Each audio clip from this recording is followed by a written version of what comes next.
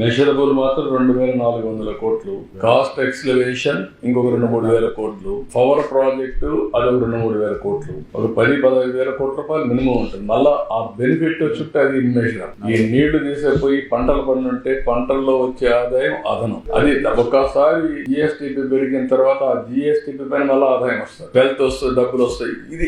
ఇదే ఒక మూమెంట్ అవును, ఒక స్పైరల్ మారిగా అన్ని నాశనం. ఇప్పుడు మీరు ఒకసారి చూస్తే తెలంగాణ ఆంధ్రప్రదేశ్ విభజన జరిగిన తర్వాత హైదరాబాద్ నగరం తెలంగాణకు వెళ్తుంది కాబట్టి హైదరాబాద్ అనేది రెవెన్యూ జనరేషన్ సిటీ కాబట్టి ఆంధ్రప్రదేశ్ లో రెవెన్యూ జనరేషన్ చేసుకోవడానికి అవకాశాలు లేవు కాబట్టి అమరావతి పోలవరాన్ని కేంద్రం డబ్బులు ఇస్తామని పెట్టారు. అదే గాని ఆ రోజు గాని పూర్తయి ఉంటే ఈ రోజు మనం పోలవరం అమరావతి రెండు కూడా టైంలో అయి ఉంటే తెలంగాణ ఆంధ్రప్రదేశ్ కుడి ఎడమగా ముందుకు పోయాడు. ఈ రోజు ఎక్కడో బిలో ఈ 5 ఏళ్లలో అదక్ పాతాళానికి వెళ్ళిపోయాం. మనం గుర్తుపెట్టుకోవాలి. హైదరాబాద్ లో వచ్చే ఆదాయం వల్ల వాళ్ళు బెటర్ గా దేశంలో number 1 per capital income Telangana ఈ రోజు. అది ఆ రోజు నేను చేసినటువంటి ఒక ఎకో సిస్టమ్ క్రియేట్ చేసాం. ఆటో పైలట్ ఎడతా ఉంది, ఎవరు వచ్చినా కూడా జరిగిపోతా ఉంది, ముందుకు పోయే పరిస్థితికి వచ్చింది. కనీసం ఈ 2 పైన శ్రద్ధ పెట్టి ఈ 2 చేస్తే మళ్ళా రాష్ట్రం ఘాట్లో పడుతుందని చెప్పి రాత్రింబగుళ్ళు కష్టపడితే